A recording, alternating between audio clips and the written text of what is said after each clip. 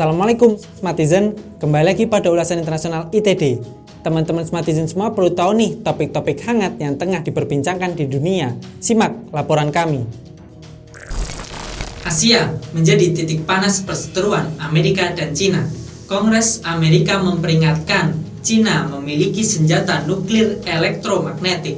Sementara itu, Cina menerobos wilayah kedaulatan Taiwan. Senjata elektromagnetik Cina. Dewan Penasehat Kongres Amerika Serikat memperingatkan bahwa Beijing mengembangkan senjata nuklir khusus. Senjata ini mampu menyerang jaringan listrik Amerika. Terdapat 3 jenis senjata nuklir khusus yang menghasilkan gelombang elektromagnetik masif. Menurut laporan, Tentara Pembebasan Rakyat Tiongkok memiliki setidaknya 3 metode penyerangan. Salah satunya disebut Super EMP atau hulu ledak nuklir yang dirancang memaksimalkan gelombang kejut elektromagnetik. Senjata semacam itu bisa diledakkan dalam ketinggian atmosfer untuk menonaktifkan perangkat elektronik. Amerika pernah menguji senjata serupa disebut Starfish Prime tahun 1962. Pesawat tempur Cina terobos wilayah Taiwan. Jet tempur dan pesawat pengobom Cina kembali menerobos zona pertahanan udara Taiwan. Insiden ini terjadi pada hari yang sama saat Taiwan meluncurkan jet tempur Brave Eagle buatannya.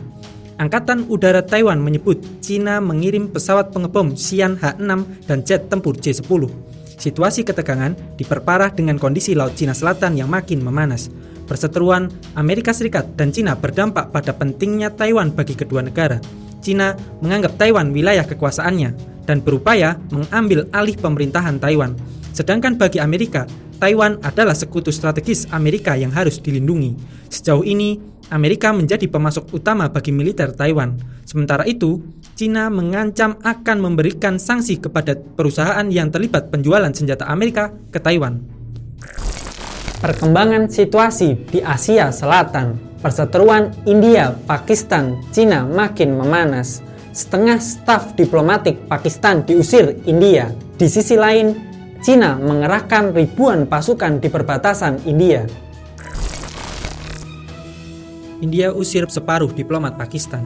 India mengusir separuh staf diplomatik dari Kedutaan Besar Pakistan di New Delhi. India menuding para diplomat Pakistan melakukan aktivitas spionase. India juga akan mengurangi staf diplomatiknya di ibu kota Pakistan, Islamabad. Menurut klaim Menlu India, staf diplomatik Pakistan terlibat aksi mata-mata dan berhubungan dengan teroris.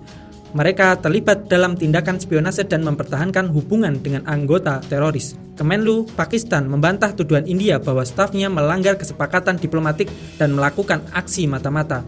Ketegangan semakin meningkat usai India membatalkan status semi-otonomi Kashmir yang mayoritas penduduknya beragama Islam. Pasukan India telah melakukan banyak operasi militer di Kashmir sejak akhir Maret yang menewaskan puluhan pejuang Kashmir. Ribuan pasukan Cina dikerahkan ke perbatasan India. Cina dilaporkan mengerahkan ribuan pasukannya ke Ladakh Timur dan Lembah Galwan. Mobilisasi pasukan Cina tampak dalam rilis citra satelit Amerika Maxar Technologies. Citra satelit menunjukkan gerakan pasukan Cina yang memantau wilayah India. Militer India mengungkapkan Cina telah mengerahkan lebih dari 10.000 tentara di garis kontrol aktual. Selain itu, alutsista matra darat maupun udara ditempatkan di kawasan tersebut. Pemerintah India tidak tinggal diam dengan penggerakan tentara Cina itu. Menanggapi hal itu, Angkatan Bersenjata India mengerahkan ribuan pasukan matra darat dan udara untuk bersiap menghadapi pasukan Cina. Penderitaan Muslim Rohingya dan gejolak Laut Cina Selatan disuarakan dalam KTT 36 ASEAN. Ternyata negara-negara ASEAN tidak dalam satu suara. Indonesia desak anggota ASEAN lindungi Muslim Rohingya. Menteri Luar Negeri Indonesia Retno Marsudi mendesak negara-negara ASEAN menjamin keamanan dan perlindungan Muslim Rohingya. Pemulangan kembali Rohingya belum dapat dilakukan akibat situasi keamanan dan pandemik COVID-19. Retno juga menekankan penderitaan pengungsi Muslim Rohingya. Bahkan, Rohingya kerap menjadi korban perdagangan manusia. Sekjen ASEAN Lim Jok Hoi turut menyampaikan laporan kinerja ASEAN terkait Rohingya. ASEAN menekankan pentingnya penyediaan kebutuhan dan pelayanan dasar di Rakhine untuk menjamin keberlangsungan hidup Muslim Rohingya. ASEAN didesak bertindak soal Laut Cina Selatan.